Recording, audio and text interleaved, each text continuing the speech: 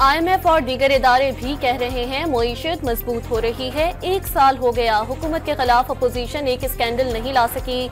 वजीर आजम शहबाज शरीफ का वफाकी काबीना के खुसूसी इजलास से खिताब।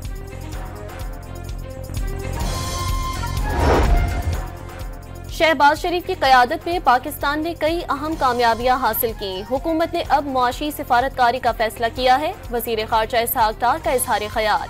हुकूमती इक़दामात से पॉलिसी रेट में नुमाया कमी आई।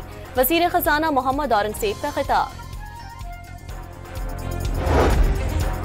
अपोजिशन लीडर ने अफरात ज़र से मुतालिक आदाद शुमार गलत करार दे दिए। बिजली गैस की कीमतों में इजाफा हुआ। उमर अयूब का हुकूमत की 1 साल कारकर्दगी पर रद्द अमल। कराची की इंसदाद दहशतगर्दी अदालत ने मुस्तफ़ा आमिर अगवा और कत्ल केस में मुलजिम शेराज को अदालती रिमांड पर जेल भेज दिया।